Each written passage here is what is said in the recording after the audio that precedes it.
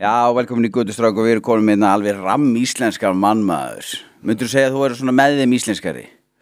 Nei, ég hálfur Ameríkani. Þú ert hálfur Ameríkani nefnilega. Þannig að ég get ekki verið, ég náttúrulega íslenskur sko eins og sviðasölda og hrútspungar. Já. En samt ættarlega séð er ég Ameríkani í aðrættina. Já, ok. Hvernig það? Föðurættina. Föðurættin. Pappi minn var kani sem vann upp á velli og stakk svo af. Já, ok. Ég fljótt á hann gat þegar ég var á leiðinni. Já, það? Já, síðan ekki söguna meir með hann. Nei, og hefur ekki teitt hann síðan eða? Aldrei, ég talaði hann einu sinni síma. Já, það? Og hann sagði, what's your problem? Og ég sagði bara, I'm sorry. Já, ok. Hvað varstu gamall þá eiginlega? Já, var ég 27 ára. Já, ok. Er fyrst í honum 27 ára? Já, ég var lengi að finna út úr hver hann byggi og svona, og svo loksins fann ég út af því og þá kom ég ljósa hann að engan áhuga á neinum samskiptum. Já, ok. Og ég bara lítið gott heita. Já, það skiljanlega kannski. Hvað tók ekki á því að vera hvað föðurlaust? Ég er alveg upp hjá ásalum en það af og ömmu. Já. Já, þannig að þau hugsuðu vel mig, sko. Já. Já. Það var bara fínt, sko, móðum minn bjó í Ameríku allan tíð, þannig að... Og þú á Íslandi, eða? Ég á Íslandi, já. Já. Ok, hvar bjóstu eiginlega? Ég var vestur í bæ. Og vestur í bæ? Já, Garðastrætinu og svo út á Reynimel. Reynimel, það er hvað? Það er rétt hjá Hótel Sögu. Já, hérna í Reykjavíkinni? Já. Þið eru svo ungir. Ég er frá Akranesi, sko. Ekki bæinn. Ekki bara ég sé bara ungur, árið skagamaður líka. Já, og allt annað. Já. Þú þekki bara fótbolta. Nei, ég þekki bara boltan, sko. Ég þekki þetta mun betur en hann, sko. Já. Ég þekki boltan, sex, drugs and rock'n'roll. Yes. Svona það sem ég þekki. Það sem skipti máli í lífinu. Hvernig var eins og þú veist, hvernig var æskaðin og svona, varstu skóla og... Ég var algjör tossi. Já, Ekki illa að læra, fekk alltaf 6 eitthvað. Nú, ok, það er skárra en ég. Ok, já. Þetta er alltaf afstætt. Já, það er bara svoleiðis. Já, nei, ég var í miðbæðaskólanum í 7 og 8 ára bekk og svo var ég í Melarskóla í 9, 10, 11 og 12 og svo Hagaskóla. Og þaðan fór ég í Verslunarskólanum. Já, þú ert Versló. Já, en það tók mig 8 ára að klára 4 bekki. Já, það? Já, því að ég fjall og hætti og kom aftur og... Já, ok. Í Versló, eða? Í Versló, já. Ég nefnilega tengi, sko, ég tók 7 annir í fjölbrautaskóla Vesturlands. Ok. Og ég er bara ennþá með 6 einingar, sko. Þannig, við erum alveg að svipa stað þar, sko. Ok, já. Kannski vera aðeins neggri en ég samt, sko. Já, segðu. Varstu svona bad boy þegar þú varst yngri, eða? Ég var það. Ég var óstyrlátur og og já, bara svona, því lítið baka, þá svona er ýmislegt sem ég hef gert og hefa samvitskunni sem ég hefði viljað sleppa, sko, en maður lifið við það hafa gert eitthvað. Já, og óna sitt. Já. Bara svo Ég þekki þetta frá. Já. Varstu að þroskast og svona? Já. Hefur alltaf verið, varstu algjör töffarið á yngri árum eða? Ég var, sko, að því að móðir mín bjó í Ameríku, þá var hann alltaf að senda mig svona einhverja gallabuxur og tyggjó og svona eitthvað, ég meina 1959, 60, 61, þá var þetta gull. Já, ég er rétt ímyndað mér. Þú veist svona vörlís tyggigúmi og hörseis súkkulaði og svona, þannig að ég þótti svona áhugaverður að því leitinu til að ég var svona öðruvísi aðeins svona Bluebell gallabuxur sem það voru kallar þótti svona svo flott að vera í þeim. Já, með 2 vaff á rassasanum. Wrangler. Já. Það er ekki bara jeppategund í dag? Já, Hvað ertu gamall þegar þú byrjar að drekka?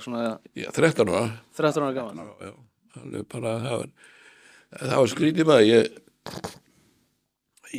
ég hafði bara skömm á þessum strákur sem voru að drekka á þenn tíma, svo er ég heimi á vini mínu Sigga í Tómasana 53 og pappans og mamma hafði farið út að skemmta sér og voru að drekka sénuver og hann var gemdur fyrir aftan gardinunnar í stofunni svona til þess að sæðist ekki. Ég sá það og tek hann upp og tók bara tappan úr og tók sopa. Ég veit ekki af hverju. Það hvarlaði ekki að mér daginn sem ég vaknaði að ég myndi drekka í kvöld. Það enga veginn, sko, og bara ég myndi drekka nokkuð tíman. En þannig gerði ég þetta bara sér svona og ég drók 3-4 sopa og fann eflust einhverja breytingu og gerði þetta svo aftur næstu helgi og þá var bara fjandinn laus. Hvað var drukkið á þessum tíma? Var þetta bara landið eða? Nei, séniver og brennivín. Já, það er bara, hvað er séniver? Hvað er séniver? Það voru spurðir. Já, vona ég spurði maður. Séniver var eitthvað sem allir voru að drekka, séniver í kók. Það er hollenskur drykkur og hann kom í lítast flöskum. Þannig að menn, sko, þá voru flöskunar yfir 0,7 eða 0,75 en þarna fékkstu á sama verði sko lítir af áfengi en fólk fattaði það ekki að þetta var sko 33% meðan sko venjulegt áfengi var 40%. Já. En það var sko magnið sem að skipti máli. Já. Og hérna, það var hérna sagt að umboðsmaður fyrir Séniver var Rólu Jóhannsson sem var þekktur heilsari inn í Reykjavík, mikill grallari. Hann fyrir að flytja inn Séniver og það sérst náttúrulega ekkert. Þá hérna fekk hann bara 10 manns til þess að fara á alla bari bæjarins og byggja Séniver. Og þeir fóru bara marga vikur í röð á hverju kvöldi og allir báðu Séniver, þannig að þjónarnir enduðu á því að vera með Séniver. Já. Ég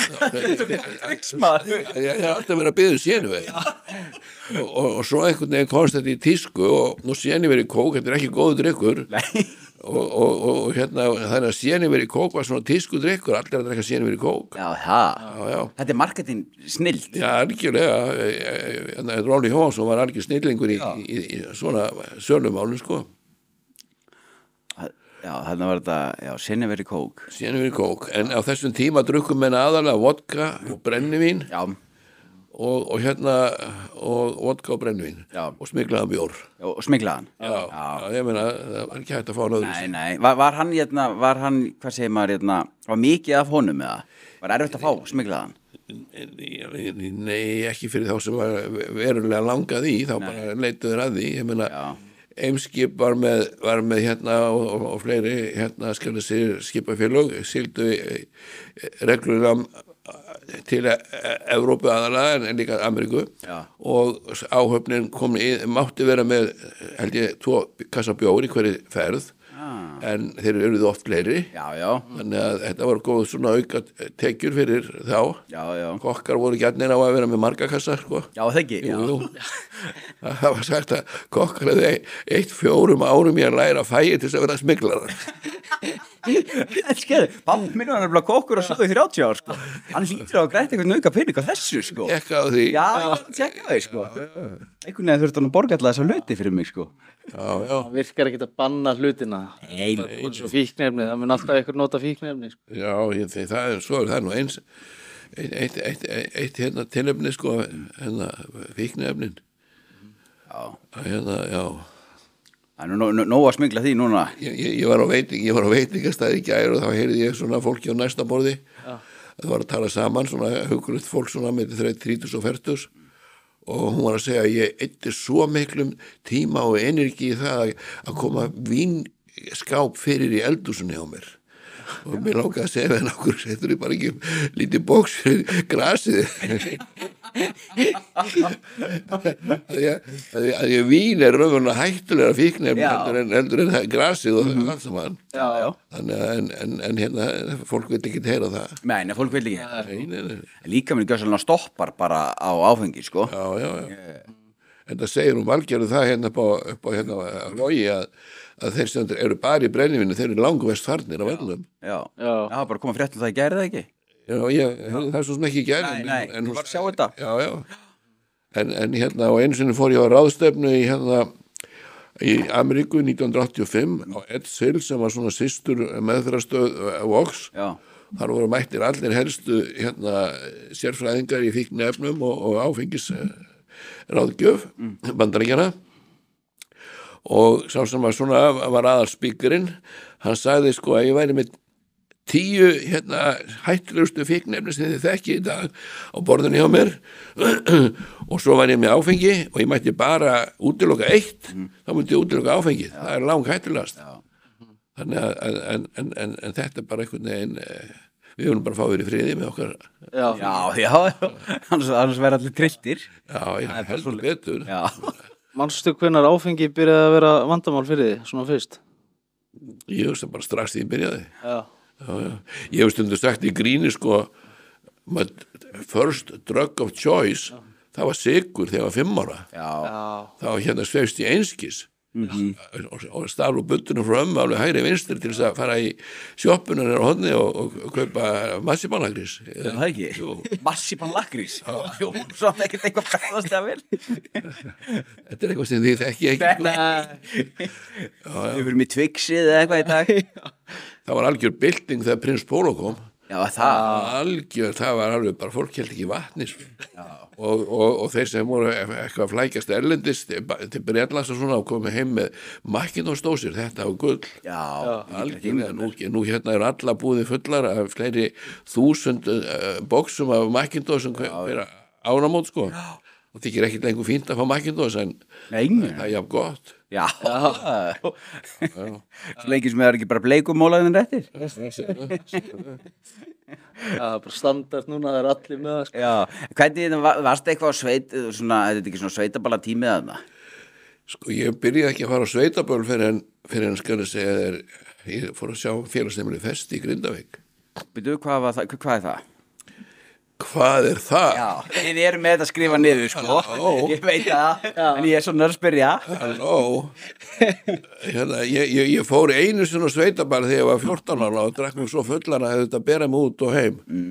En hérna síðan sem sagt fer ég að vinna í Grindavík þegar ég er 25 ára gamall og hérna og þar var sem sagt félagsheimili sem ég sá og aðal uppistæðan í tekjum félagsheimili sem voru sveitaböll sem voru helgar og það var hérna í maður þegar ég kom sko, ég fór í svona vettvangsrannsókn áður ef ég var ráðinn til þess að vita hvað ég var að sækja sko og Haukar sem var mjög vinsæl svona brennivínsballar hljónsveit á þenn tíma var að spila og ég kem upp að miðasölunni og það kostaði 600 krónur miðin ég ætlaði niður úr jörðinni með 600 krónur ég hafði aldrei sko það kostað 25 kall inn á venjulega veitingastæði í Reykjavík en ég lét mig hafa það, borgaði fór inn og labbaði hringinn og skoða og sá já, það var flott svo byrjaði ég að vinna mánuði seinna 2 mánuði eftir það, þá hækkaði upp í 700 Já.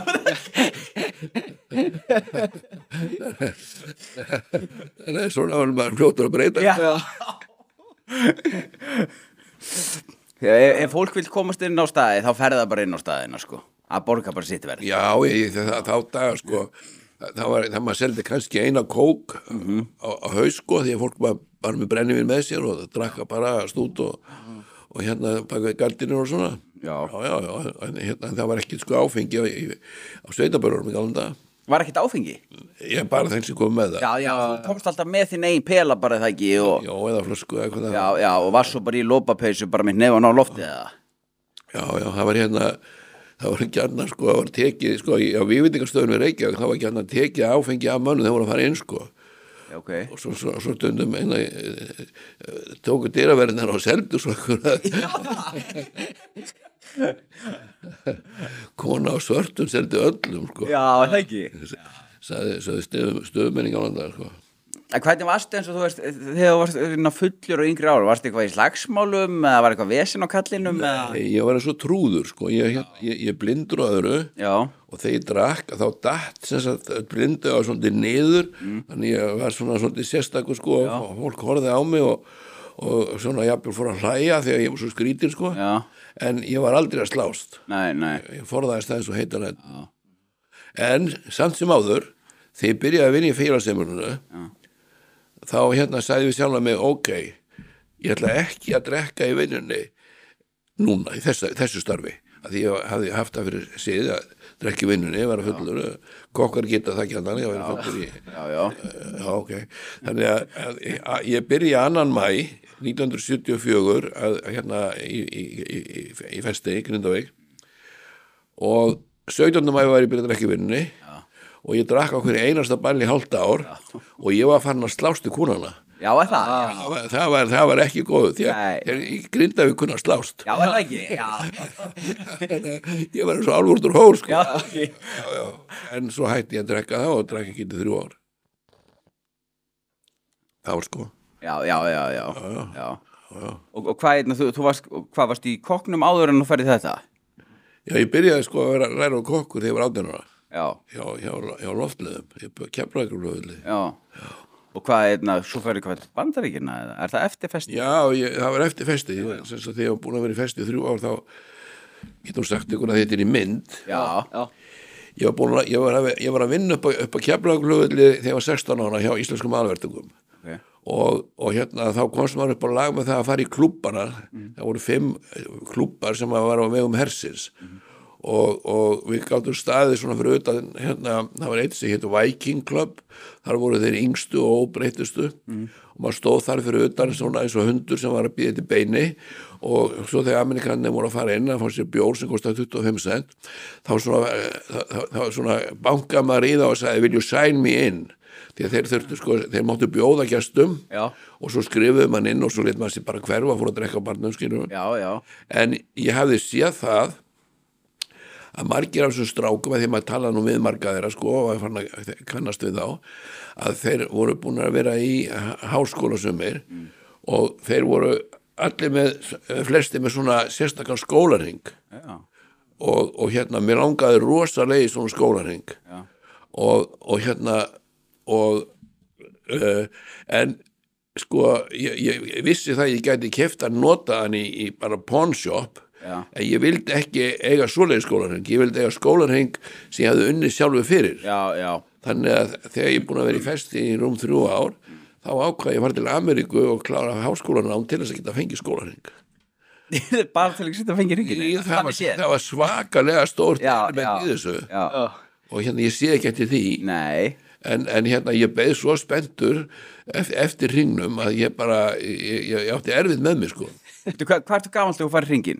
Það var í 30 Og þetta er sami hringur? Þetta er hringurinn, Sami hringur Og meira segja, það er svona saga bak við hennar hring Árið sem ég opnaði Hamborgarbúlu Tómasar Ég var heima sko niður í Grjótaþorpi sem kallað sem er hérna í Mjóstræti það er hérna bak við Ingólfstorgið þar á því svæði og þetta er svona 100 ára gömul hús og svona einhverju samansamna sérvitringum ég bý á fyrstu eða jarðhæð og ég er hérna það er sem sagt að garður fyrir aftan og það er opið það er þetta að fara út í garðin úr íbúðinni nema hvað að ég fer í vinnuna eins og á þessum tíma ég var alltaf að stekja hamborgara þannig á Gerskutu og svo þegar klukkan er 9 kvöldi þá ringir síminn á búlunni og ég svara og þetta er lögreglan hérna herðu, ertu ekki farin að sakna kreditkortana þina?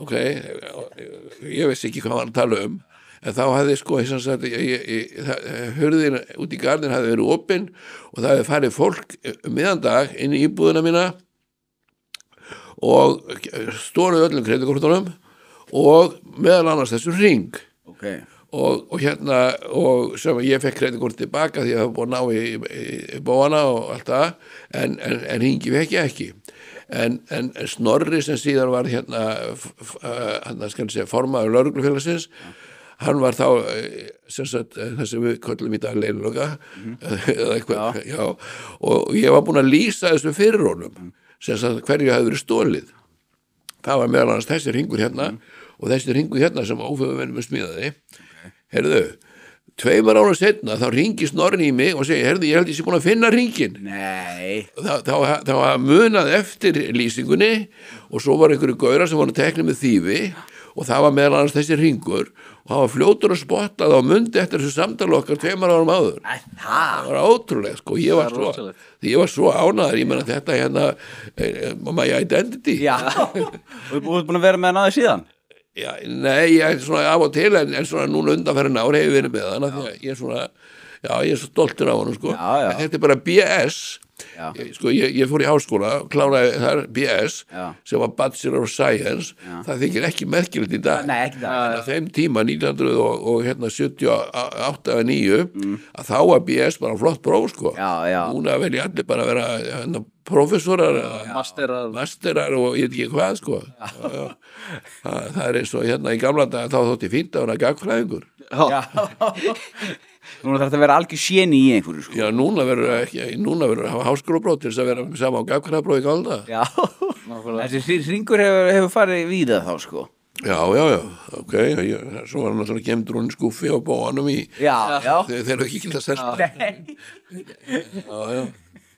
En þú hefur engi fengið eftirlíkingu á honum í ennið á sér frá Tomma? Nei. Það var ég á það eftir. Þið áttu inni? Nú vonaði að koma ekki til þess. Nei, vonum það. En hvernig var það eins og þú byrjaði með búluna? Byrjaði reksturinn strax vel eða var þetta brasi í byrjun? Máli var sko sem stík ég úr meðferð 1980 þá var ég atvinnulaus og svona búin að vera áberandi fyrirlibytta í heilt ár á Íslandi eftir ég kem frá Ameríku úr skólanum. Já. Og mér gekk ekki sérstaklega vel að fá starf og ég var svo heppinn að það kom náungi til mín sem að vissi ég hefði verið í þessum skóla og hann átti matstofu Austurbæjar, Þórir Gunnarsson og hann sem að segir viltu hjálpa mér að opna hamborgarstæði upp á Laugavegi þar sem matstofan því það er svona pláss sem ég noti ekkert og við fórum á stað og ég var svona með honum og fekk svolítið að stjórna því öllu og opnuði það sem við kallum Vinnís og það voru semst Vinnís hamborgarar og ég vildi hafa tvöfald vaff, það var svo amerískt Vinnís, það er bara eitthvað bull, sko nema hvað síðan sem sagt framhald af því þá opnaði ég Tomma hamborgara sjálfur í mars sem sagt 1981 og það gekk líginni líkast. Já, 14. mars. Já. Við Grensásveginn eða ekki. Já. Og ég fór svona á hamborgara staða opnunar fyllir í því á 16 mánuðum þá opnaði ég 6 hamborgarastaði, einn skemmtistað Vilda Trilda Villa og pottur og pönnuna sem var svona fjölskyldustaður. Já, ok. En svo sem sagt fór að hallunda fæti og maður gerði villisöður og allt þú veist og svona fór úr einu í annað svo sem en ég var búin að gera ýmislegt og sem að til að gera langa svo stutt að þá sem sagt var með Hard Rock kaffi og Sprengisand og ég man ekki hvað það heitir allt saman en svo var ég með Hotel Borg í 10 ár og þegar ég var búin að vera með borgina sem sagt 2003 þá held ég væri sestur Helgastein og seldi minn part í borginni og allar svona bara að lifa af tekjunum sem voru engar vextinnir sko 0 og svo allt í hennu fatta ég það að ég þetta var að vinna og ég hef stundum sagt að sko að ég var orðinn svo blankur sko og það var þegar ég fattaði hvað ég var blankur þegar ég þurfti að fara á 3 bankareikninga til að skrapa sem var 500 kall til að setja inn á síma með svo ég geti hringt þá sagði ég sjálf með nú ég að fara að gera eitthvað og þá stóð þarna húsnæði við höfnina Geirsgötu 1 sem hefði verið kaffihús meðan höfnin var á hét þá var kaffihús þetta heit kaffiskeifan og hinn öðrum helming húsins var hafnarviktin og svo í endanum var svona törn og þar var kall sem seldi tóbak út lúgu en þegar höfnin flutti sína starfsemi inn í Sundahöfn þá dó allt verslunarumhverfi við höfnina sem hefði verið mjög blómlegt áður þannig að þetta húsnæði þarna var búið að standa svona í reiðuleysi það hefði 10 aðilar reynt að vera með eitthvað en aldrei gekk og þegar ég kem að húsinu þá voru stillar sem fyrir utan og búin að vera í 4 ár húsið var fókalt það var meira sem vantaði gólfið í hluta af því og ég sagði við sjálf mig ég verði að fara að gera eitthvað og þá sagði einhver akkur fer ekki hamborgarmann og ég sagði, hambúrgara, maður þetta er geðveikum að ég er löngu liðið tíma, ég fyrir ekkert í neina hambúrgara. En þegar fólk heyrði þetta, þá sperrti upp eyrun og sögði, hvað, Tom er að fara að spila ekki hambúrgara maður, af því að Tom-hambúrgara gengu lín líkast. Já. Og fólk myndi eftir því og svona, hardrock kaffi og allt þetta. En þannig að ég fer á stað og tek þetta húsnæðarleigu og það var svo skrítið, sko. Húsnæði búið að standa autt í 5 ár og það var stillast fyrir utan og svona maðurinn sem átti að var í hálfgerðu vandræði með það. Og þá dettur einhverjum blaðamann í hug að skrifa á fastegna síðu Morgunblaðsins. Nú ætlar heldur hann Yngvi sem á húsið, Ingvarsson það, Eysteinn Ingvarsson, eða bróður hans, það skiptir ekki máli. Hann ætlar að fara að leigja húsnæði út og ég fer eitthvað að skoða það og já, allt í lagi, það er kannski allt í lagi að pröfa. Og svo fer ég að tala við þennan mann sem átti húsið og þá kom hann alveg að fjöllum.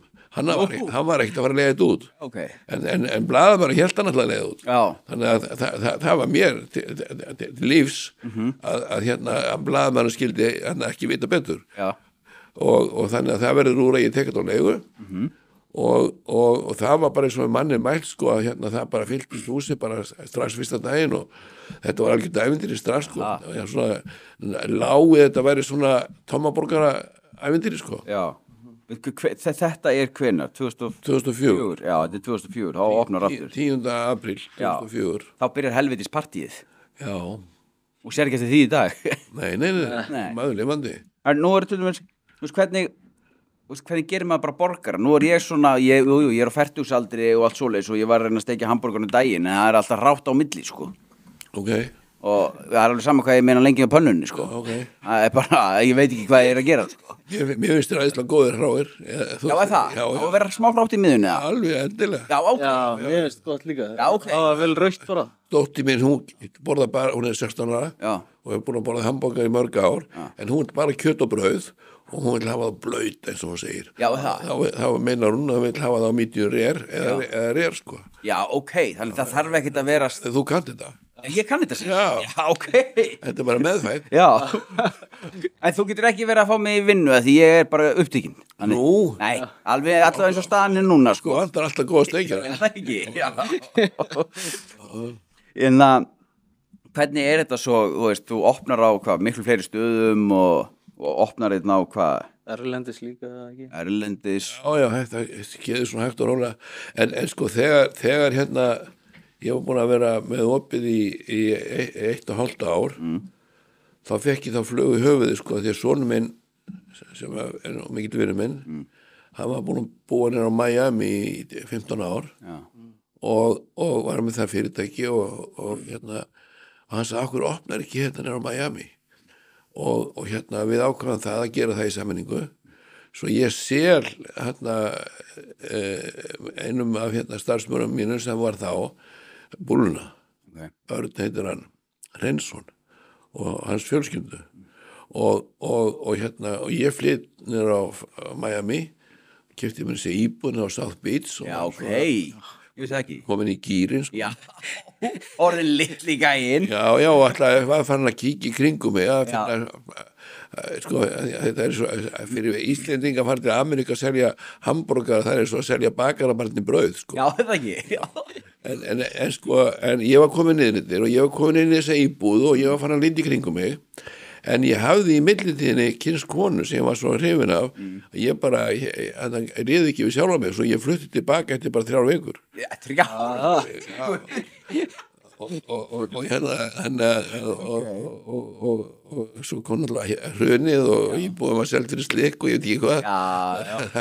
Þetta var gaman. Já, ekki. En sem sagt að út úr þessu var það raunverulega að ég opnaði hambúrgarstað upp á Höfða sem að er á Bílsöða. Já, ég hef nú farið nokkuð átt þangað. En sko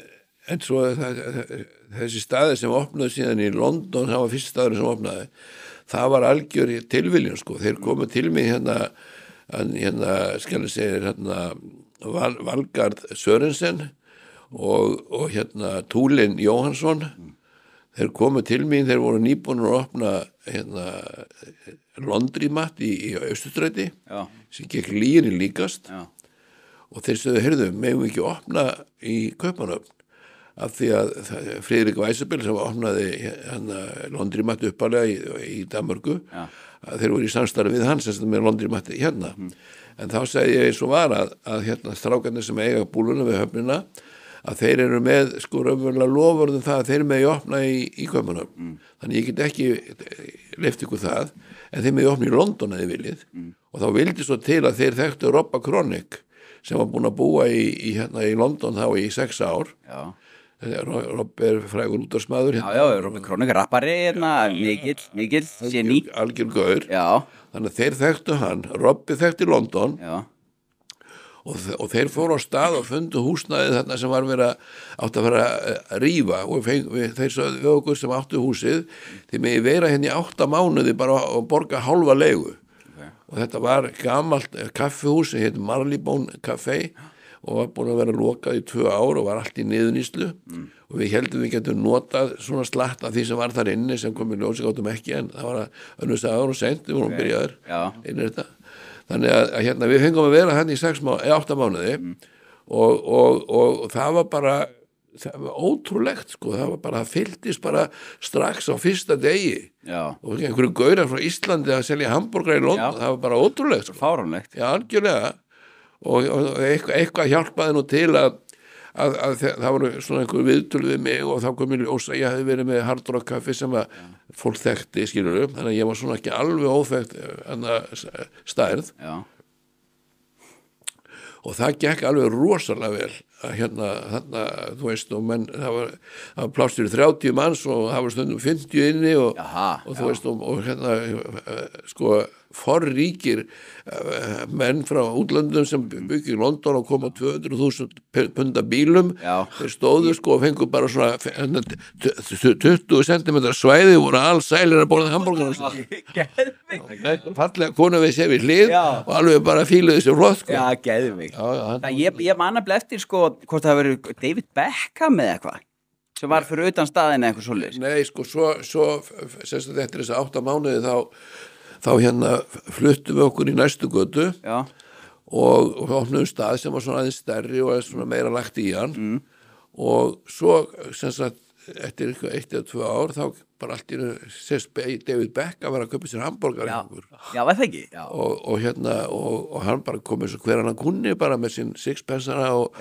bara svona í peysu og bara svona mjög alþýðlegur og einhver spottaði hann og fekk að taka mynd af sér og þú veist og hann kom til þess að þrista sinnsand með stráki sinn hann að Rómeó og svo þegar strákarnir áttu ammæli þá á 2 ára tíðanbili þá leigðu þeir búluna sem voru búin að opna nýra á skal ég segja einhver Kings Road sem í Chelsea hverjunu þá leigðu þau staðinn og voru með ammælisveisluna hjá okkur þá var Robbi Kronik á svæðinu og léka á alls oddu sko. það rosalegt hann alveg hendt sá en hann kunni að tala við svona fólk sko. hann sagði að þau hefur verið mjög alþýðlega hjónin sko.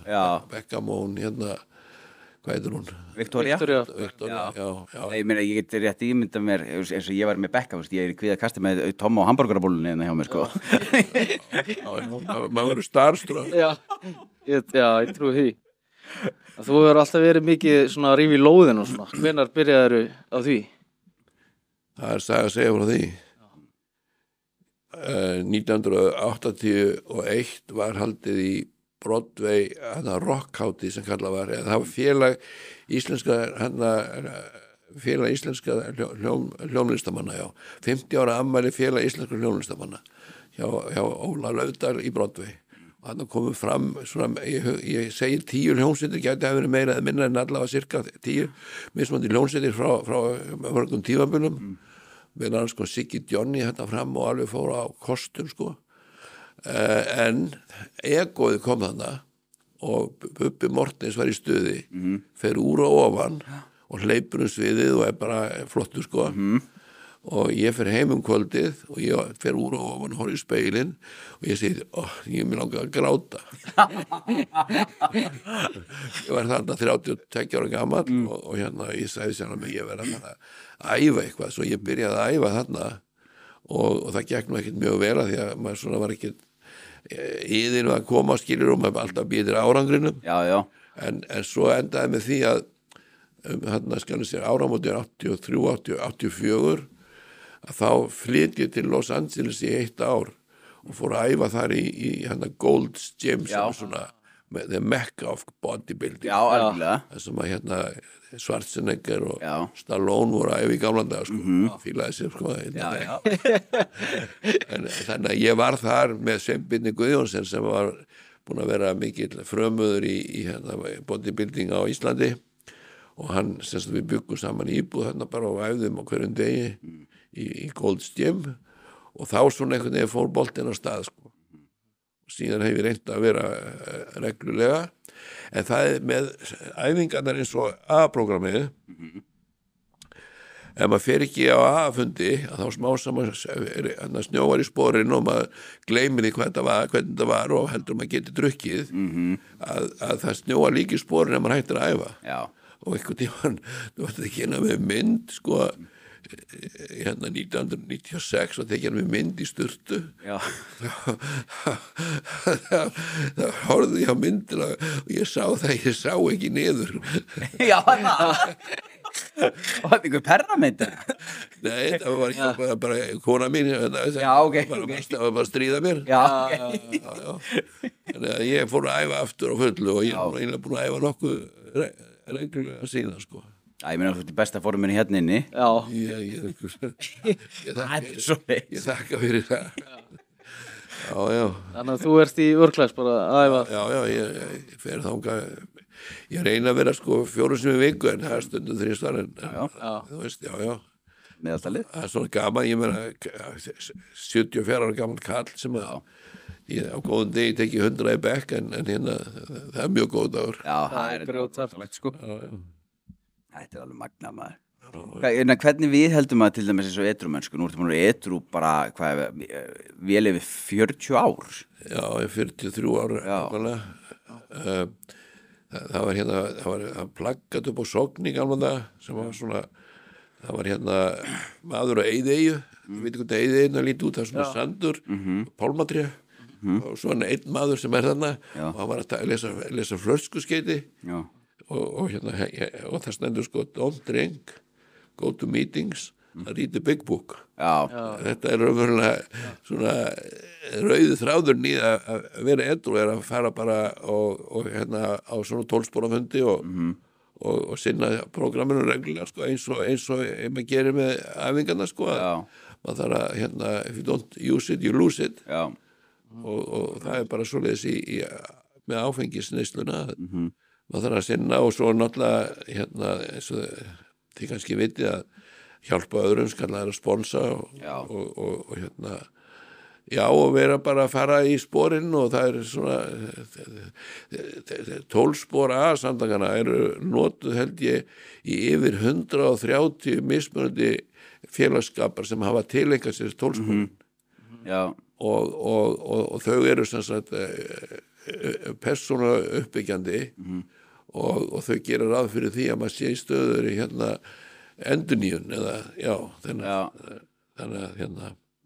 að ef maður sem sagt bara og náttúrulega æðri máttu kemur mjög sterkt inn í sko þannig að Þú er blessunulega þá mista af til dæmis öllu þessum hörðu fíkniefnu og svona hugsar aldrei að þú veist hvað djöfull væri til að vera út úr kókar og Rammstein tónlingum Sko, ég man að 1972 þá las ég einhverja bók einhvern gaur sem var á Ibiza á mótuhjóli og hann var að taka kókain allan daginn og það var lýst mjög fjálglega hvernig þetta var alls saman og mér langaði svo í kókain allan tíma sem ég drakk en á þessum tíma það náttúrulega vissi ekki hvað kókain var á Íslandi þannig að þegar ég heyri sögur sko sem ég heyri stundum að þá fer ég alltaf að hugsa það sama var ég að missa af einhverju?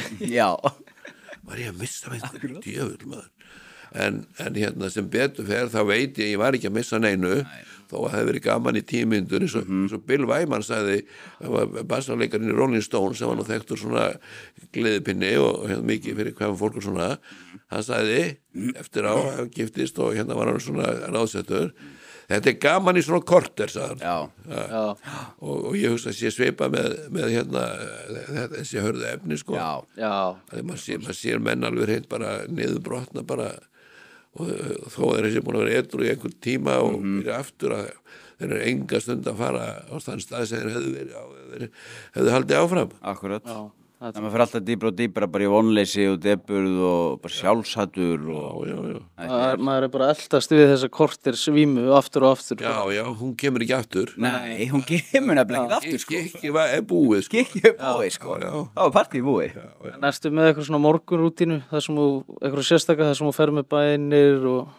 Ég fer rosalega mikið með fæðuvorið. Alveg bara, ég elska fæðuvorið. Og svo er ein bæn sem að hérna, ég var meðhjálpari í hérna Grensáskirkju og sér Halldóri Gröndal sem var nú svona með svona trúaðri mönnum sem að ég kynst og hann hélt mikið upp á bæn sem að hann kallaði Jesúbænin og hún er á ensku svona Lord Jesus Christ, Son of God, have mercy on me a sinner. Sko við erum allir syndu og ég er búin að þetta eru 12 orð, sko, ef þú ferði gegnum hana, Lord Jesus Christ, Son of God, en ég þýddi hann yfir á íslensku 12 orð, það er svona heila María mey, drottin Jesús Kristus sonur Guðs, miskunn þú mér ber syndugum. Og einu sinni kom ég til séra Halldórs og hérna og sagði það næstu að Halldór, ég held ég verið að hætta að vera meðhjálpari. Nú af hverju? Því mér finnst ég vera svo syndugur. Tómas minn, við erum allir syndugir, sagði presturinn sjálfur. Akkurat. Þannig að hérna, að eins og það, við fáum svona tækifæri til þess að leiðrétta stefnun alltaf með því að fara í 12-sporin og hérna stunda 12-spora samtök. Að hérna, það er engin heilagur og mann verður á. Og svo málið er að, hérna, að 3 skref áfram og 2 skref aftur og baka en ef það helst þannig áfram skilur þá fer maður alltaf aðeins lengra. Akkurat. Rétt átt, sko. En maður er ekki heilagur, ekki. Alls ekki. Maður gerir mistök. Ekki misskilja mig. Nei, maður gerir mistök og maður rónar sitt í sitt. Tekur ábyrgð og... Það farir ekki fullkonun. Heldur betur. En hver, hérna, þú veist, ég með hérna spurningu, þú veist, hvernig, þú veist, ert þú bara búin að steikja hamborga allar þessa tíð, orðin moldríkur töffari og labbar hann á þing. Þarf maður ekki verið eitthvað ruglari að vera á þinginu eða? Maður þarf að vera mjög umburðalindur ef maður er í minni hlutanum. Já. Maður hefur ekki mikið að segja, maður getur sagt ýmislegt en maður hefur ekki mikið slagkraft. Nei. En þetta er mjög skemmtilegu vinnustæður og hérna athyglisvert. Ég verð að viðurkenna það. Ég verð að vera ruglaður. Ég er náttúrulega, sko, það var eins og ríkur kall sem að hérna var að halda upp á 75 ára afmæli sitt og hérna og í tengslu við það þá kemur blaðamaður til hans og er með svona drottningaviðtal og í lokin segir hérna blaðamaðurinn, segðu mér nú eitt, hver er munurinn á því að vera ríkur og fátækur? Og þá sagði ríkikallinn, það skal ég segja þér, þegar ég var fátækur þá er ég talin skrítinn. Í dag er ég bara sérvitur og ég hef ekkert breyst. Já. Þannig að hérna, maður þarf að vera svona umburðarlindur og svolítið svona sérvitur kannski til að vera þarna á þinginu og hafa brennandi áhuga á því að hjálpa til og vera láta eitthvað gott að sér leiða en maður hefur ekki mikla aðstöðu til að koma á stað miklum breytingum þegar maður er í minnihlutanum. Nei. Myndirðu vilja breyta miklu? Það er svona ýmislegt sem að hérna mann finnst skrítið, sko, hérna, þú veist, okkur hérna til dæmis okkur hérna hækka til dæmis ekki hérna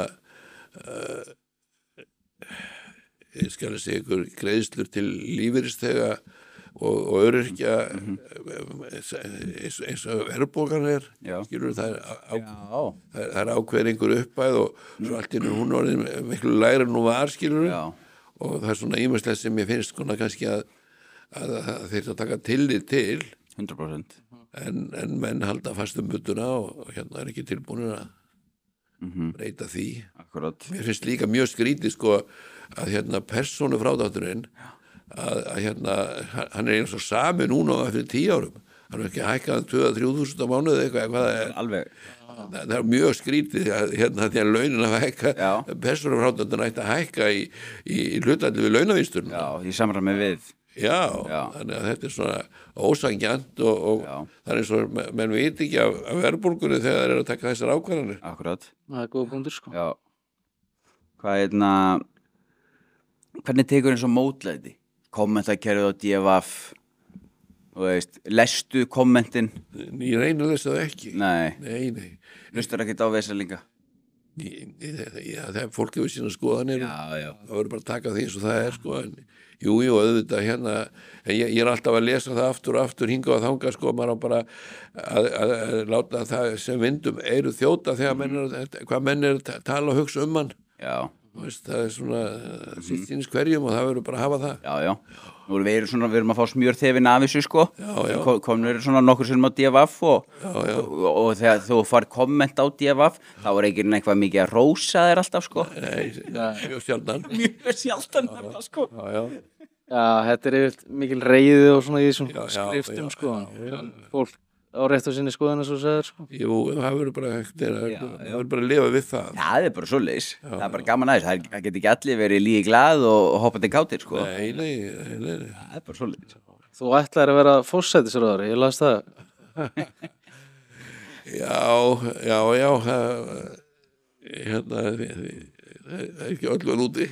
Nei. Var það eitthvað gamall draumur það?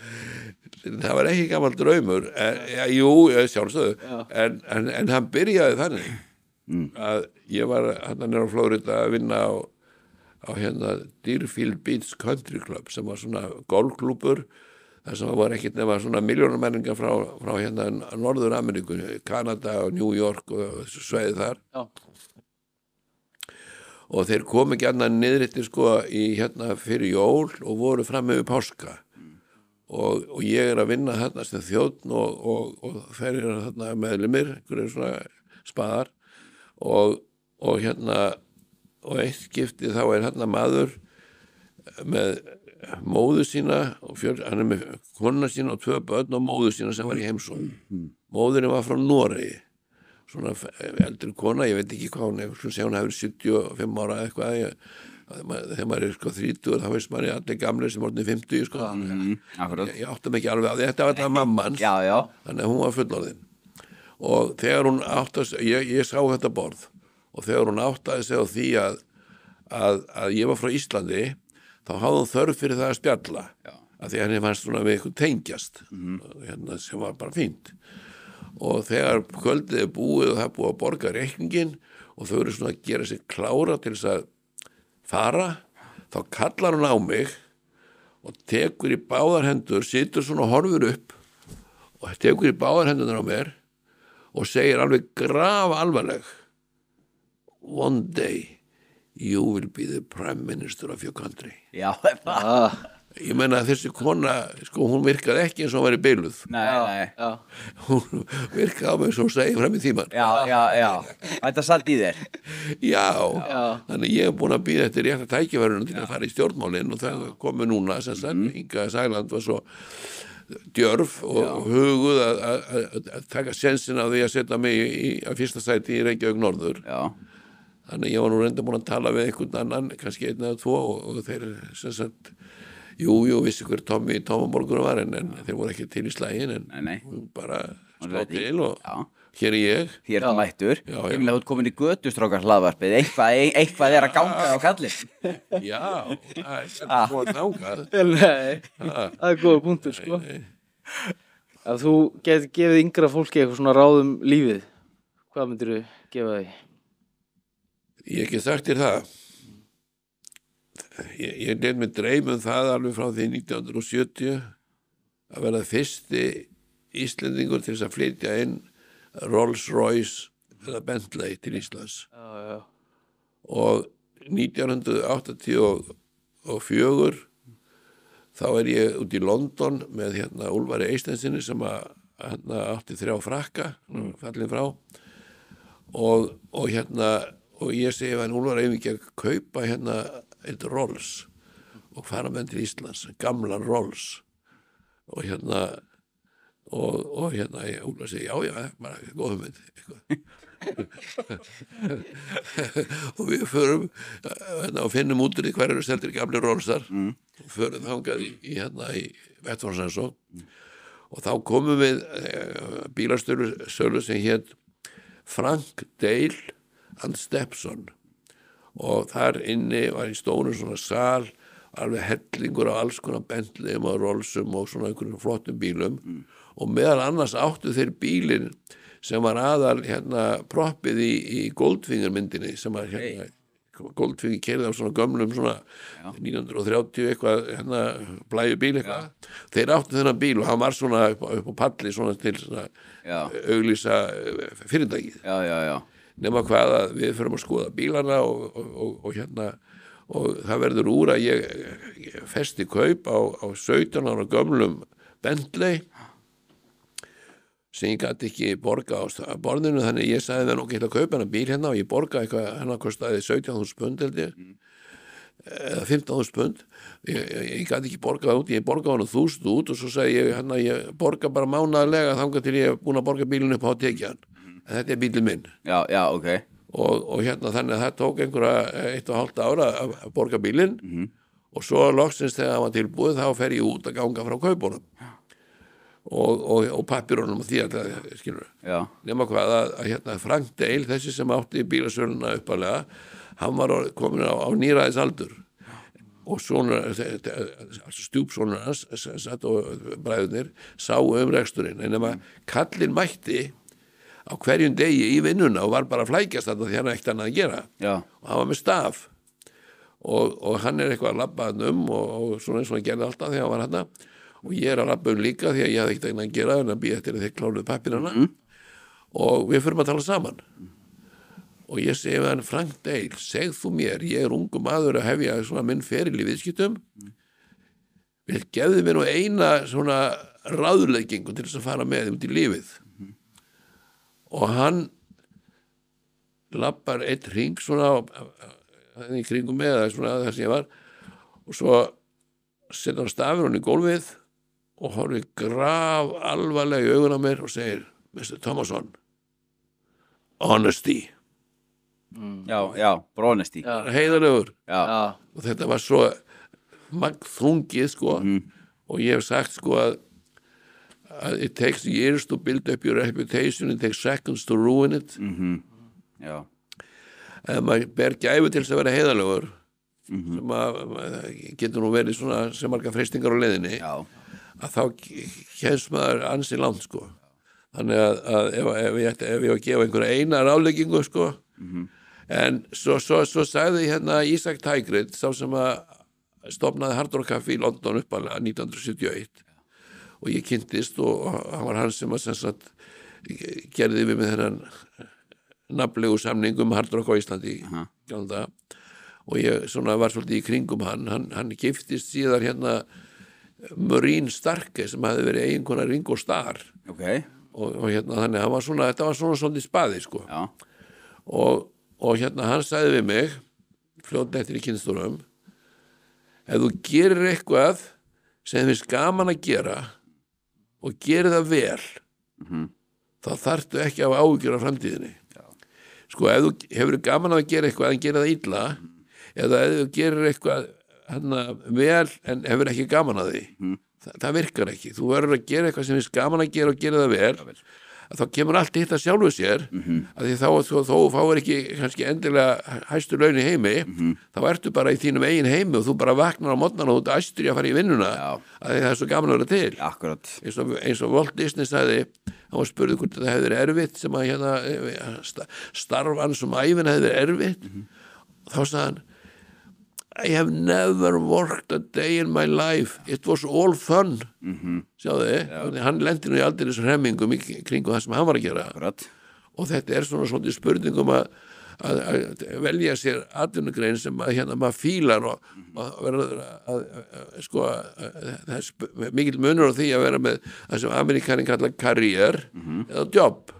If you have a job, þá að býða til klukkan verið 5 og fara heim, þá býða komið föstudagur, njóta helgarinnar, en ef þú ert með career, þá ertu bara í vinnunni allan sólarhringinn og hugsaður hana þegar þú fara að sofa, hugsaður þegar þú vaknar og yfir helgina þá ertu að undirbúa fyrir mándaginn og bara lífið yndislegt. Já, hefur bara gaman að þessu. Já, og það svo dýrmætt að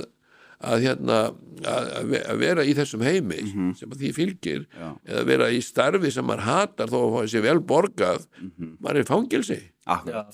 Það bara svoleiðis það fíla þetta. Það bara svona ég er mjög sammála. Já. Ertu með eitthvað svona, veist, hvað svona besta augnabliki í lífiðinu? Áttu einhver svona, má alveg vera nokkur, sko? Besta augnablikið by far. Já. Þegar dóttir mér Melkorka fæddist. Já. 23. apríl 1995 fer ég með Ingibjörg upp á fæðingarheimili og við áttum von á því að þetta gæti verið strákur. Ég átti 2 stráka fyrir. Já. Hún átti stráku og stelpu og svona henni fannst það svona benda til þess að væri stráku frekar að stelpa.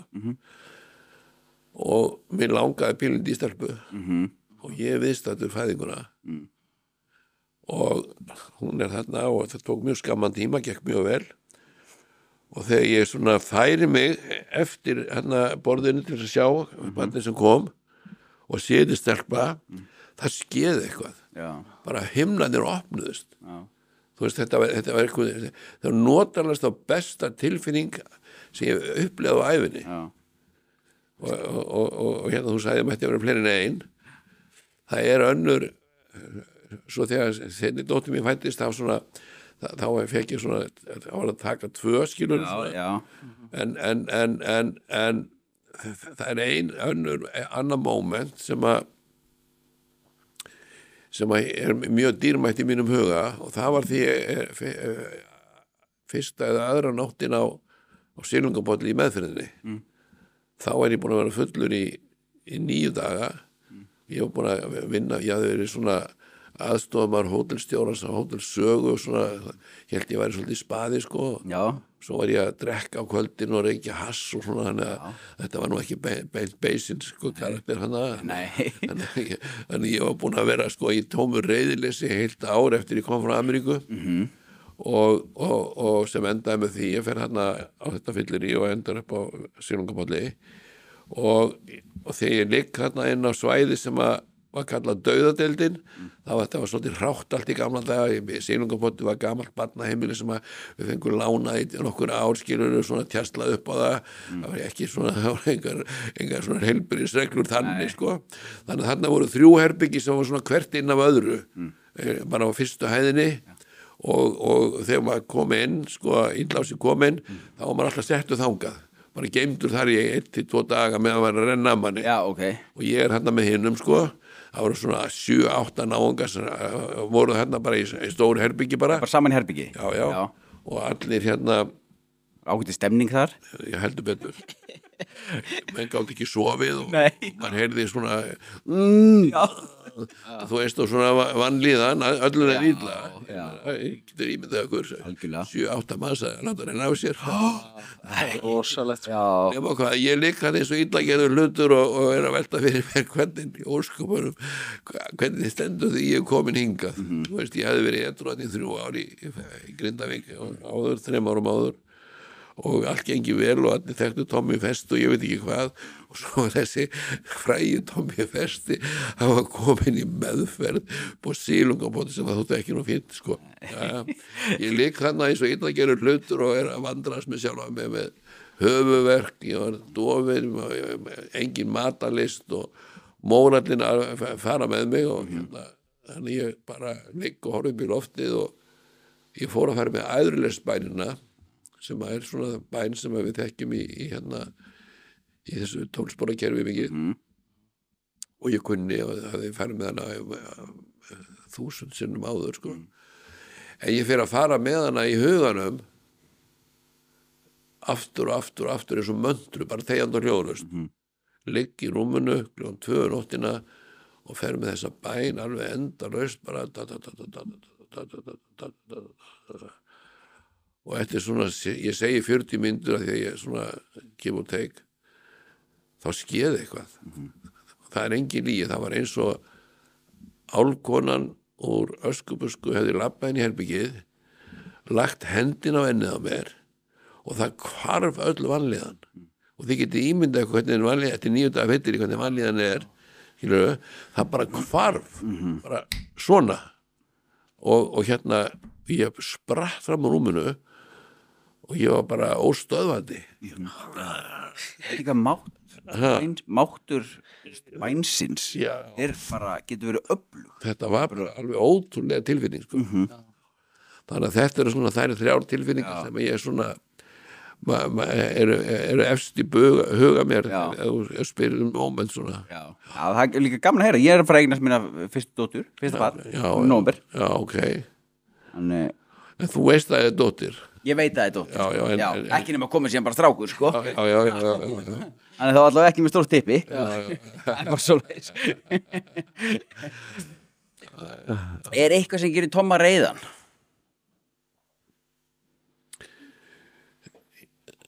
Já, hérna, ég var stundum pirraður. Já.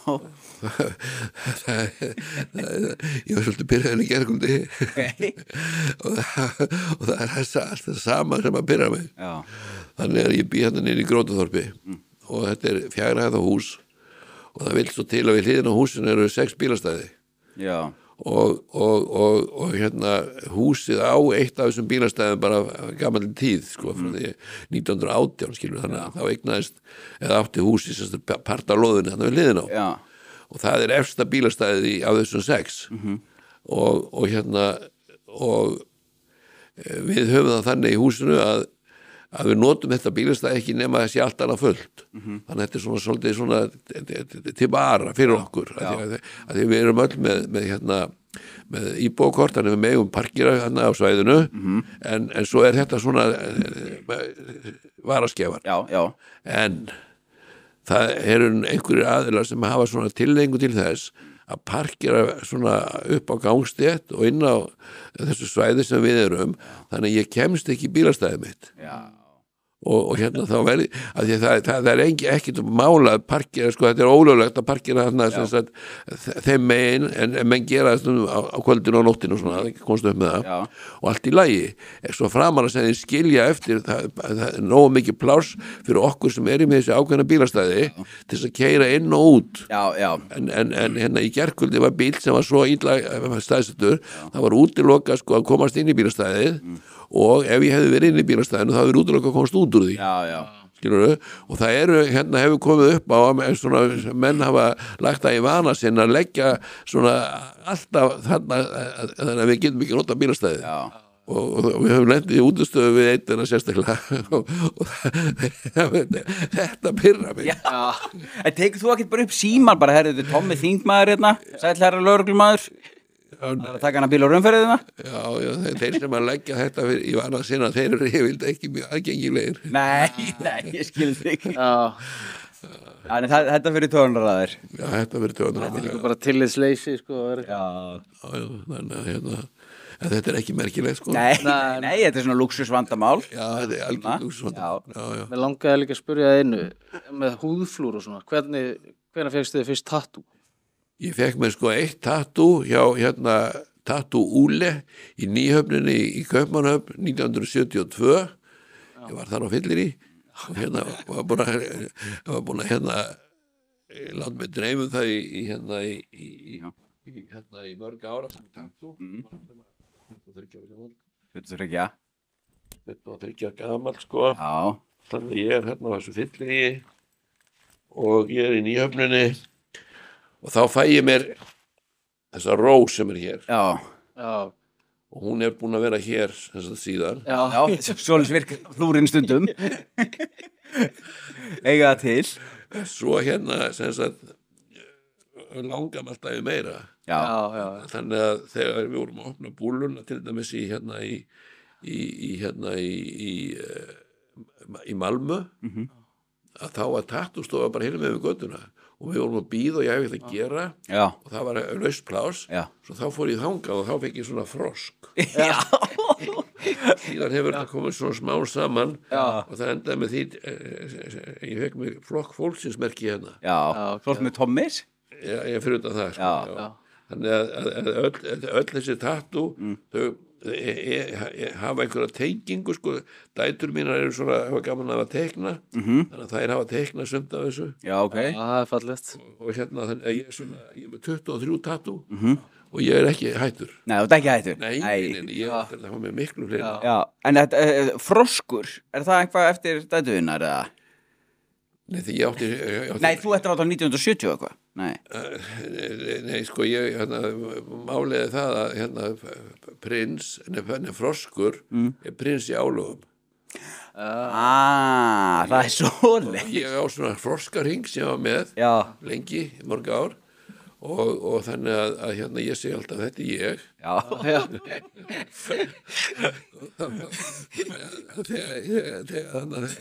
Þetta var 2013 eða eitthvað þá sem sagt, þá vildi ég bara fá mér froskin hérna, sko. Já. Það er þetta mjög gott, sko. Sérðu eftir einhverju flúri eða? Nei, enga veginn, það er ekkert að sjá. Nei. Þú tekur þessi ákvörðun og Svoleið, sko. þú voru að sitja uppi með það. Já. Nákvæmlega. Það er alveg góða bútur, sko.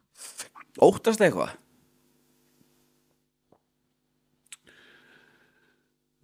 Það er góð spurning. Vá. Sko, yfirleitt þegar þú spurt mér núna í kvöld í dag að ég hef svona haft svör á reiðum höndum en við þessari spurningu þá er ég ekki með svör á reiðum höndum. Nei. Maður er stundum frústreraður, sko. En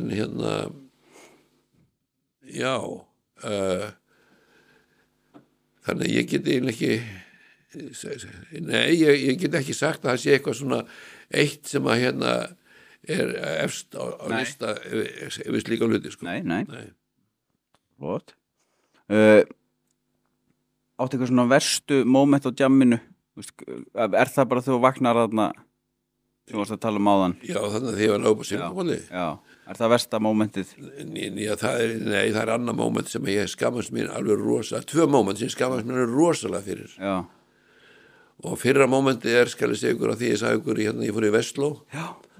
Og ég, þegar ég byrja í Vestlónskólanum þá byrjaði maður í fyrsta bekk sem kallað var 15 ára. Já. Upp úr það sem myndi vera núna 9. bekkur í Gagnarskóla. Akkurat. Og ég fyrir í Vestló og þá 15 ára gamall og ég tók þessa ákvörðun að fara í Vestló raunverulega svolítið vegna þess að ég hafði séð krakkana í Vestló á Peysvotadegi labba hérna frá hjá kirkjarinnum löng röð af fólki að skemmta sér að syngja og stelpunnar allar í svona peysufötum sem kallað er skottúu, strákarnir með pípuhatt og kjólföt og lavajakka og ég sá að það var gaman hjá þeim og þau voru að láta pelan ganga og svona og ég sagði við sjálf mig því ég var byrjað að drekka, sko, ég er 14-15 ára ég ætla að vera í Vestló til þess að vera fullur og peysa þetta daginn. Já. Síðan fell ég upp úr fyrsta bekk og fell upp úr öðrum bekk aftur, skilur því að, og ég kem svo aftur og þannig að það tók allt í allt 8 ár frá því ég byrja í Vestló, þangað til ég var loksins var fullur og peysa þetta daginn. Já. Og ég var með svoleiðis til skammar að ef ég sé krakkana sem voru með mér í bekk á þessum tíma, þá skammast ég minn þann dag í dag. Já, það. 50 ára senna. Já. Ég bara var eins og fíbl. Já. Þetta er svona eitt moment sem að ég skammast mig rosa fyrir. Já. Þau munaði ekkert, sko. Nei. En ég sá myndir úr partíinu og þá tók ég úr augun og sagði, vá.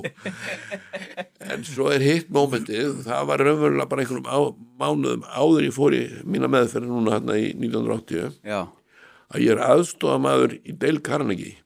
Ok. Því ég hafði verið í Dale Carnegie áður og ég hafði tók það ákvörðinu því ég kendi baka frá Ameríku og nú ætli ég að ná tökum á mínu lífi að byrja að drekka aftur og vera aðstofamaður í Dale Carnegie því ég sem sagt þekkti það vel til Konráð Adolfsson, hann tekur mig og inn og ég hann og aðstofamenn hafa það hlutverk meðal annars að þeir eiga að taka sko, hópurum var yfir 40 manns og það voru 3 aðstofamenn þannig að maður hafði svona 10-12 manns í grúppu til þess að sjá og undirbúa fyrir næsta fund og mér er svo fersku minni að ég nefndi þess aldrei og þau voru svo alltaf að biðja þetta og loksist því ég gerði þetta þá tók ég á leigu skal ég segja turnin á Hótel Borg og malaði fólkinu þar saman og ég var svo dauðadrukkin að ég sko gæti alltaf talað og ég held að þau vissu það ekki ég næg að fela þetta ég alveg hreint ég satt sko þetta bara sko að því að ég meina aðstofamaður Dale Carnegie að kalla fólki saman og vera svo fullur þú veist, maður ósjálfbjarga alveg bara þá er maður ekki mikla stjórn á þessu Nei Ég er með 3 spurningar í viðbót allavega. Nú? Hvað er það besta við lífið?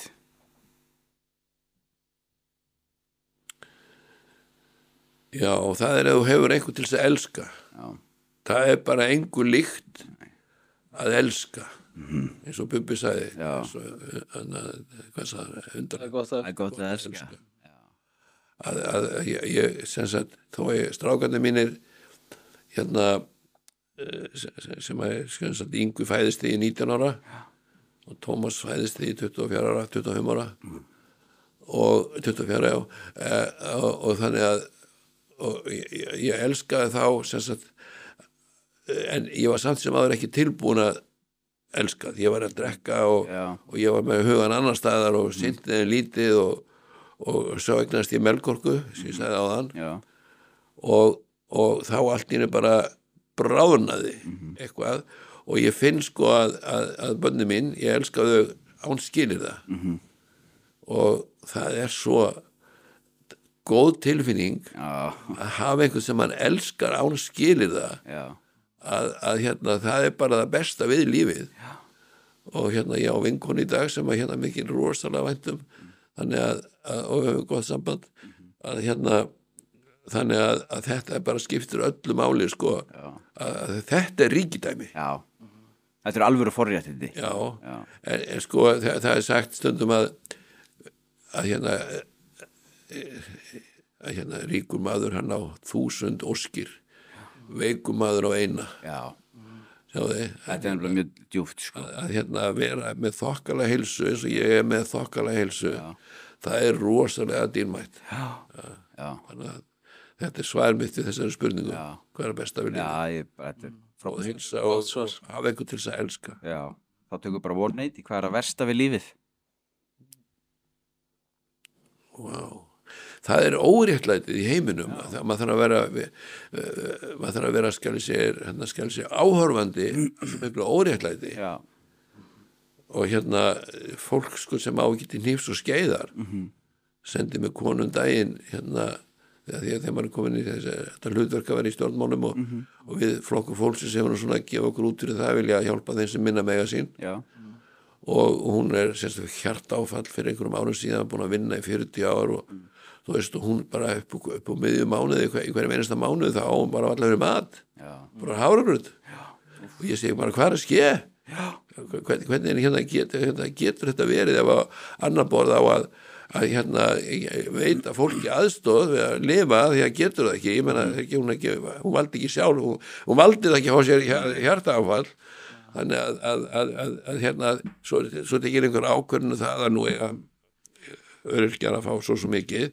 og svo hækkar þetta ekki með sko hærri lífukostnaði Nei það hækkar allt nema launin já þetta er launin hennar þannig já, ég er að segja það en hún er svo minni máttar og það eru fleiri, þetta er ekki bara þessi kona nei fullt af fólki, þetta einhvern veginn svona gerir maður svona pínlítið svona frústrera óréttlæti óréttlæti, já maður lifandi óréttlæti og þeir sem er líka sko er í þessari stöðu að vera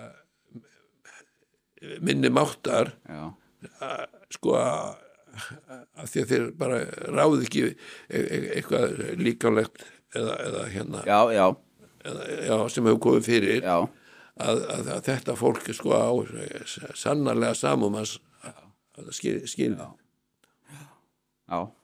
sammála. Og þriðja spurningin er þegar þú tókst Michael Jackson í Gamla bíó og reifst þú úr og ofan, hefur einhvern tíma að hugsa meira ég er fucking kallinn? Já. Nú er ég farin að undirbúa hérna 75 ára málið. Það ekki? Já, ok. Það er ekki það.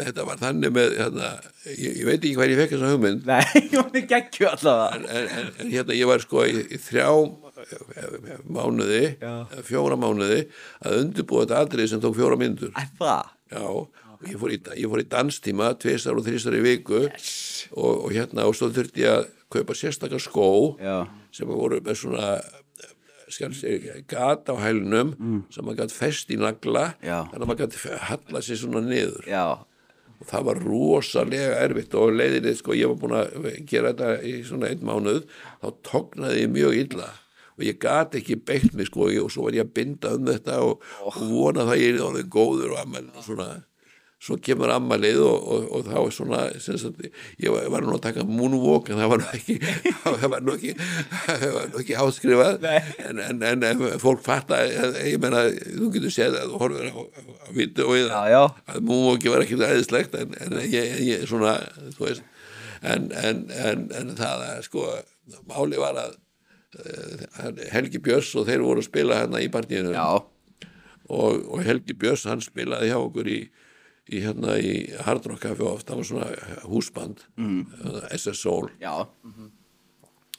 og meðal annars spilaði Helgi Björns sko Start Me Up þegar ég var að fara í Tegistökkið þá vorum við með sko það voru 10.000 manns og við vorum með svona pallbíl fyrir utan eða svona senu og það komur hljómsveitirnar hver eftir annari og það vildi svo til að Helgi Björns og SS Soul voru að spila okkur að þegar ég er að fara í Tegistökki og allir byggðu spenntir til að sjá þetta fyrsta Tegistökki á Íslandi og þá er Helgi að spila Start Me Up þetta passaði rosa vel ég er á leiðinu upp í hverfinni og þetta var svona 60 metra í loftið og ég horfið niður og alltaf verið fólki minna og mér langaði að fara niður í körfuna aftur og hérna ég var svona mest að hugsa það en ég get ekki verið þekktu fyrir það er 10.000 manns að horfa svo ég bara lokaði augunum og rétt út hendurnar og nýtt með þetta hann neytti mér endar út úr körfunni en sjáðu svo kvöldi var partí og þá var SS Soul að spila og ég bauð öllu staffinu og þetta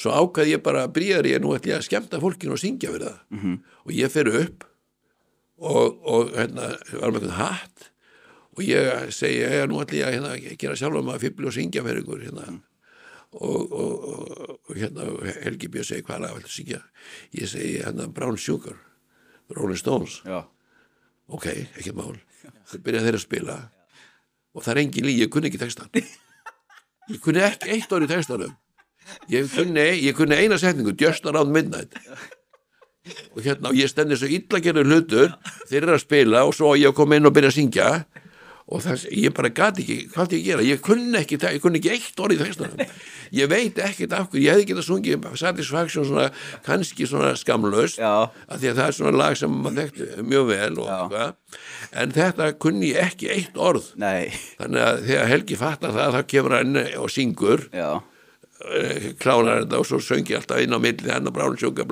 eitthvað og gaman nema hvað, þegar ég átti svo amalið þá var Helgi að spila og þá vorum við búin að undirbúa það nú kynni ég fjandast textan og hérna til öryggis þá skrifuðu við hann á stórt blað og létum hann á gólfið þannig ég gæti svona horta á hann skilur þannig og sungið hann svo hérna bara í einhverju svona bríjari ég var í svona einhverjum hardrockjakka sem að Ísak Tækrit hefði gefið mér og þá fór ég úr honum og þá var ég í Hlíðraból og svo fór ég úr Hlíðrabolnum og þetta var bara svona fólki bara ég bara 70 kall ég sá vídeo þessu, þetta var helviti nett sko að fara úr og ofan sko þetta var bara gaman sko það er gaman að þessu það verður að vera fútt í þessu eins og ég segi sko, maður Clint Eastwood og spurður hvernig ferði að því að vera svona nýraður sko, vera svona aktífur á þessum aldri.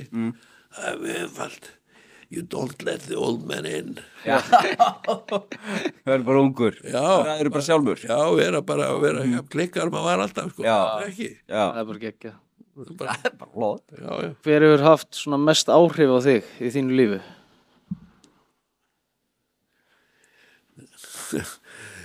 Sko, þegar ég var yngri, þá átti ég frænda sem var svona mikil gleði minni. Siggi frændi. Já. Og og ég horfði á hann með aðdáan sko, hann var mitt ædol árum saman og ég vildi vera svo Siggi sko, hann var svona, hann lifði á því að ég var skemmtilegur og fara með útlendinga í laxveiði og gæsaveiði og svoleiðis, þannig að það var fyrstu árin var hann svona mitt ædol, en hver hefur tekið við að Sigga því að maður kemst nú ekki langt á því að vera skemmti sökka Já, það er góða búntur. ekki það, hann er hættur sko Já, ég skil þig. en það er svona alltaf einhverjum svona Ísak Tækrit, það er mikil áhrif á mig þannig að sá sem að stofnaði Hardrock-Café það var svona, mér fannst það svolítið flottur sko og já ég man ekki neinu svona sem er sko Halldór Gröndal sem var prestur hann ég leiti rosa upp til hans og ástæðan var svo að þegar hann er nýútskrifaður á Vestlandsskólanum með stúdentspróf þá fer hann til Ameríku 1948 í Cornell háskóla og læra hótel- og veitingarestur.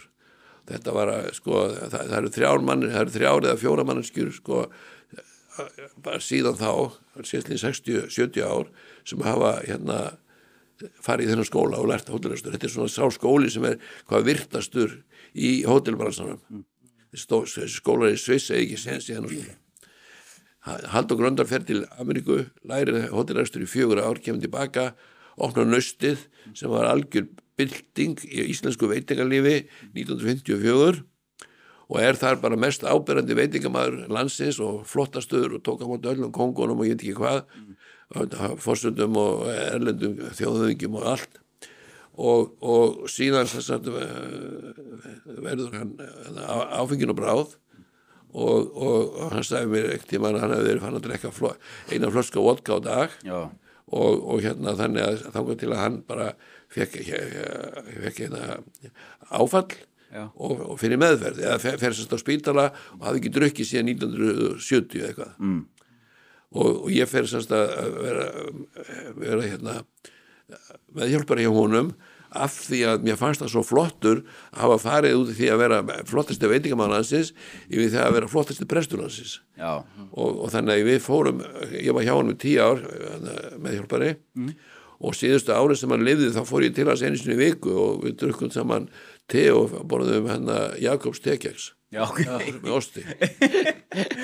Það er alvarlega heiðarlegt. Þannig að hann hafði mikil áhrif á mig sko. Ok. Hefur átt erfitt með að slaka á og svona í gegnum tíðina? Hefur alltaf þurft að vera að vinna? Nei, ég er rosalega latur. Já. Eins og Jón Þorláksson sem var nú forsætisráðherra fyrir bara síðustu aldar, hann sagði einhvern tímann starf mitt ævina hefur verið láta aðra að vinna verkin. Já. Ég er svolítið senuþjófur og ég með kringum með starfsfólk sem hefur staðið sér rosa vel og allt sem ég hef gert, ég hef ekki komist neitt áfram í lífinu ef ég hef ekki haft í kringum með fólk sem tók við keflinu þegar ég opnaði tómaborgara þá kunni ég mest og ég stóð og stekti og svona eftir svona 3 vikur voru stelpunar orðnar miklu klárar en ég það endaði með því að ég stóð fyrir aftanpannunnar og ég var að snúa brauður og bara svo þar geti en fólki sem var að panta það sá bara efripartinn það sá að ég var að gera eitthvað og ég man eitt sagði þeir eru miklu betri þegar þú ert að steikja en ég sem sagt hef notið þess að vera með rosalega gott starfsfólk Já, því að sjálfur hef ég tilneigingu til þess að vera bara mikið letibekja sko. Ég mæti reyndar í æfingarnar og þegar ég fæ eitthvað verkefni eins og ég má opna marga veitingastæði já, að þá helli ég mér í það Já. alveg af krafti, það kemst ekkert annað að þú veist að við vorum heilt ára að undirbúa Hard Rock Café heilt ára að undirbúa Ömmu og hérna og Hótel Borg var bara endalaust sko, já, þannig að hérna að þegar ég kemst í svona þá ég ekki að vinna, þá ég bara að gera eitthvað sem ég finnst svo gaman að ég bara man ekki til neinu nema því sko. já, bara með stefnu. Já að hérna, það sagt hérna í you have to have a definite major purpose in life það þarf að vita hvert maður að fara sko. Og síðan safna saman fólki sem að væri að hugsa eins og maður sjálfur Já, og hérna og það svona ýmsi þætti sem maður þarf að tilengja sér til þess að ná árangri. ég meina, ef þú ert ekki með stefnu, þá villistu. Já, eins og það segir í Lísi Undralandi ef þú veist ekki hvort þú fara að skipta engum máli hvað beigjutökur. Nei, akkurat. Það góða punktur, sko. Já. Hvað svona besta ákvörðun sem þú hefur tekið?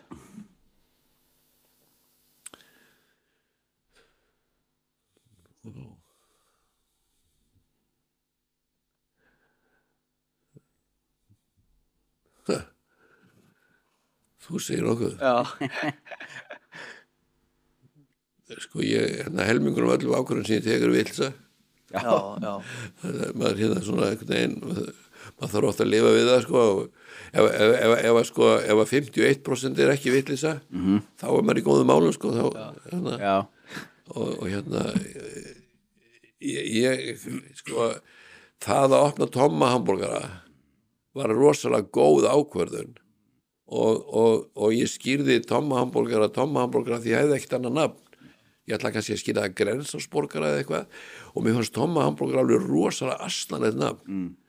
Og ég veit ekkert af hverju ég skýrði það Tomma hamborgarar og það var ekki fyrir en að ég hringdi einhvern tímann eftir að vorum að opið í einhverja vikur eða mánuði, þá hringdi ég einhvern tímann inn eftir og þá segi stelpan sem svarar Tomma hamborgarar. Það var sem er flott. Já, það. En Tomma hamborgarar var sem er rosalega óþjált og asnalegt, en ég tók þessi ákvörðun einhvern út af vegna og ég verð að viðkenna það að enn þetta í dag mann fólk eftir því að ég var annað sko, náttúrulega þið svo ungir þið kannski ekki í Grensveginum en ef ég segi fólki sko, ég er Tómas Tómasson og ég er kannski þekktur að stekja hamborgara þá veit fólk strax hver ég er. Já. Þannig að það að fara í þennan hamborgarabusiness það var mjög þýðingamikil ákveðin svona í þessu veraldlega vafstri sko.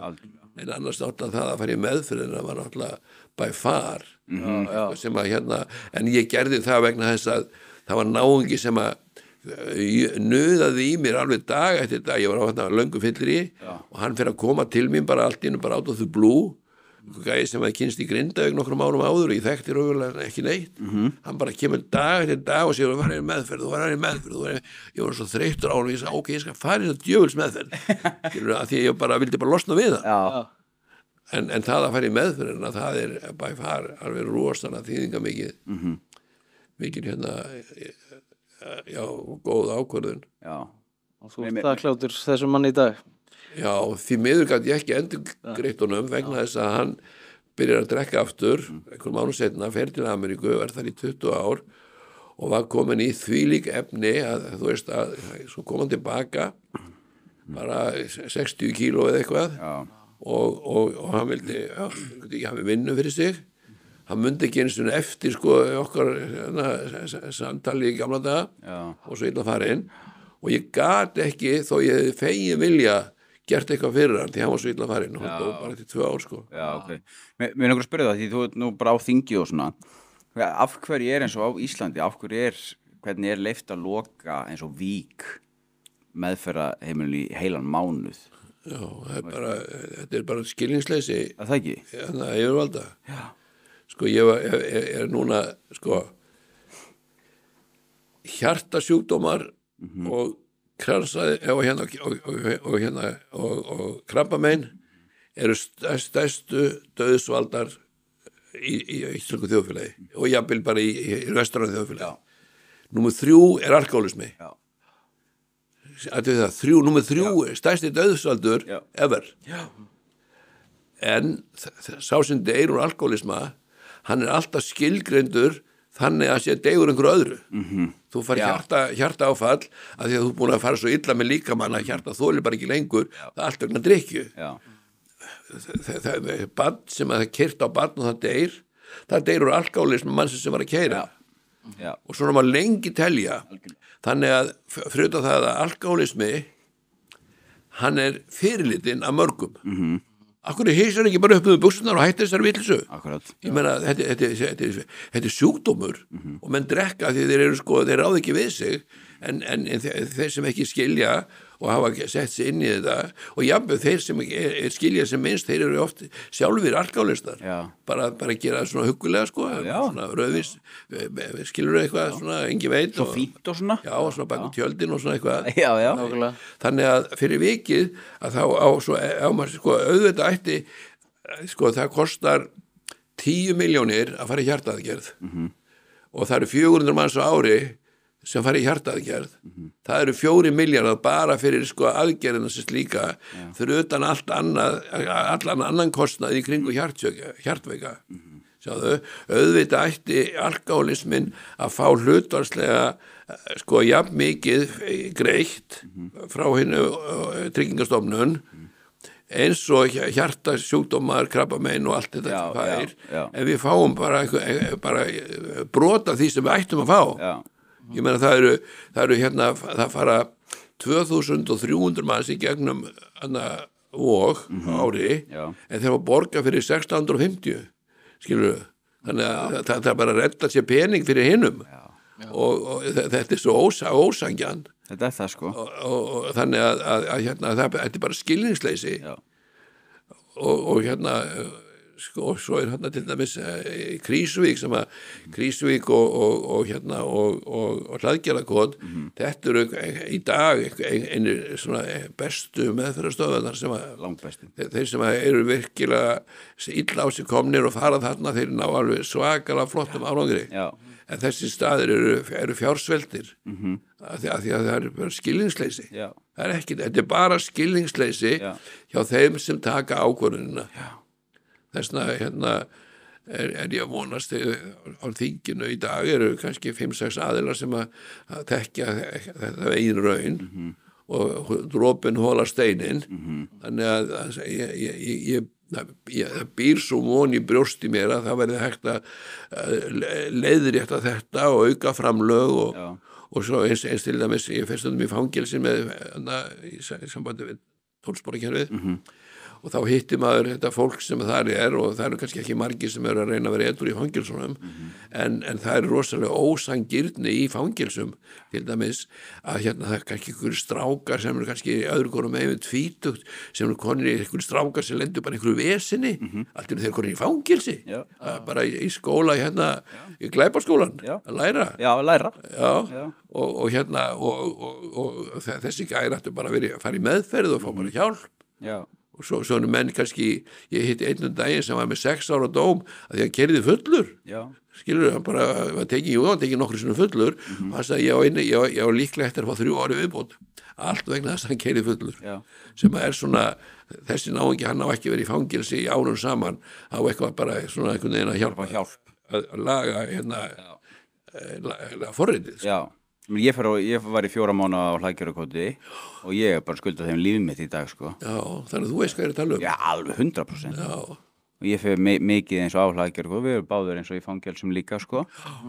Og þetta er bara, þetta ber líka eins og í brjóstu hjá okkur eins og þessi vandamál. Við vitum alveg hvernig þetta er. Ég hringdi á Vog og það var hringt í mig 11 mánuðum seinna að ég mætti koma inn. Fyrir 2 árum. Og þannig 11 mánaða bið fyrir einhver sem er að reyna að komast inn á Vog og við vitum alveg hvað getur gerst á 11 mánuðum sko. Heldur betur. Það er bara komið ljós eins og núna bara fyrir nokkru mánuði og dóu 15 manns á 2 vikum. Að hann sagði mér sá sem sér um Krýsuvík, hann sagði það 100 manns á biðlista og það eru nú þegar 2 búin að deyja sem voru á biðlistanum. þannig ef biðlistin hefur verið styttri að þá hefur þessi vandarlega ekki dáið eða líklega kannski bara annar eða eitthvað en allavega það er framför. Já, algjörlega. Já, þannig að það þarf að endilega sko að því þetta er vandamál sem er ekki hérna að fara. Nei. Nei. Að það hefur aukast. Þetta er aukast mikið. Já. Algjörlega. Allt þetta dót, morfínið og oxy og... Já, bara heldur betur og aukningin í kókaneyslu, hún er alveg gífurleg. Rosaleg. Þannig að og þeir segja sko þeir félaga mínir á þingi í Pírötunum vilja afglæpavæða sem ég til að alveg bara fáránlegt skilur vegna þess að með því að afglæpavæða að þá er svo auðvelt að selja þú getur samfært mann sem að allar ekki að pröfa að þeirri fórstu þetta er ólöglegt en allt í nörd ekki lengur ólöglegt þá svo auðvelt að samfæra hann að pröfa og þeir sem pröfa einu sinni þeir verða oft húgt en þá segja þeir, já það verða ekki allir húgt sem pröfa en sko 10% af þeir sem pröfa verða húgt þannig ef hópurinn stækka sem er að pröfa þá lítur þessi 10% stækka líka þannig að það þarf að finna það þarf að tefla þessa skák til enda að því að hérna að vandamáli er enga veginn að fara þú getur bara séð það að þú horfir á bíómyndir það er alltaf verið að svona fara í flimtingum með kókainneyslu eða grasreykingar eða þetta er alltaf maður bara hipp og cool það bara og hérna ef þú fer í stand-up hérna comedians út í Ameríku þeir eru allir meira og minna að gera grína neyslunni og gaman maður og þetta var svo cool og flott það er bara svolítið þannig að þetta er ég veit svo sem ekki hvernig hægt er að stemma stigu við þessu en mitt sjónamið það að lang sterkast á vopnið en það er losalega gengur hægt rólega fyrir sig það eru góðar forvarnir og það þarf bara að finna út úr því hvernig hægt er að byrja að rækta hjá fólki eitthvað svona hugafar sem gerir það verkum að það einhvern veginn átta sig á því að þetta er ekki það sá að gera og byrja setna ég meina þeim fyrir sem hún byrjar að reykja gras þeim fyrirverður líka minn sko kóðunar líkami niður því hann ræður ekki við sko svona ungur líkami ræður ekki við grasreykingar það er skárra að þú byrja 25 ára heldur en að þú byrja 15 ára því það fyrir svo illa með þennan litla óþroskaða líkama og ef hérna til dæmis að þeir sem eru 15 ára í dag að byrja að reykja ef þeir myndi geima það fram yfir 20 það er strax skárra og hérna ef forvarnir en það taka bara svo langan tíma og það er svo erfitt að meta sko árangurinn þú veist að því það þarf að byrja bara í 5 ára bekk algjörlega við erum hérna á Íslandi það er með ólíkindum hvað allir ég segi allir 90% eru meðvitaður hvað vogur er meðvitaður hvað það er að fara í meðferð meðvitaður eitthvað sem heitir AA tólsporakerfi ef þú fer út í heim og það er alltaf verið að vitna í Portugal vitið það í Portugal í Lissabon það búa 3 milljónir manns í Lissabon það eru 10 A100 viku á Íslandi, í Reykjavík sem er 200.000 manns, það eru 30 A100 á dag. Já, þetta er rosalegt. Og það er verið að benda á Portugal sem eitthvað fyrirmyndu það hvernig það á afglæpa væða. Akkurat. Það er fólki í Portugal veit ekki hvað meðferðarstöð er. Nei. Það veit ekkert þessi mál. Nei. Það er það er einhverju illafarnir dópistar sem getur kallað sem er kannski fá einhverja hjálp en þeir skilja ekki út af hvað vandamáli gengur. Nei. Ekki þannig að við á Íslandi erum mjög vel sett hvað það varðar að það þekki allir til að fara á vog það er svona það er nánast bara svona sagt í flimtingum að fara á vog þú veist það veit allir hvað það er allir, bara að það er smá vesen og vog allir minn maður eitthvað svona og er erfitt fyrir fólk sem er kannski tilbúið til að gera eitthvað og kemst það ekki hvergi inn þá kannski er það ekkert lengur tilbúið síðan þegar það fær tækifæri það er bara rauður þráður við veitum það að það er moment, það er svona Glugginn. þá er tilbúin að fara Já. og þá verður að fara, ef þú fer ekki þá og þá allt það var ekki svo slæmt. Já, Akkurat. Þú sem farin að selja þér eitthvað bull. Já, snjóar yfir. Heldur betur, ég upplýði það sjálfur eftir 43 ár, stundum held ég, var það svo slæmt? Já, Ég er ekki viss. nei, það þarf að minna að sjá þetta, sko. Já, heldur betur, Já. endalaust. Já, alla daga. Já. Það er bara svoleiðis. Stöðu vinna. Já. Það eru ekki að vera bara nokkuð tæm. Ég held það. Við heldum við sem bara mjög góð. Þú veist hver Svavar í fitnessport er? Já, Hann er með þess að drikki hérna. Já. Þetta er ekki heldur gott. jú. Þetta keirir mann í gang. Þetta er King Svavar í fitnessport. Ég var svo sefjar þegar ég kom, en núna... Já, það var alveg hver reddi í daginn núna, sko. Nei, hann er skemmtilega gauð Svavar. Já, þetta er kongur, sko. Ég vesla mikið hjá honum í prótín og svona. Já, það ekki? Já, við förum alltaf til hans alltaf. Sluður, sko. Smiðjumöðurinn maður. Svo er þessi þáttu líka í boði Waterclouds.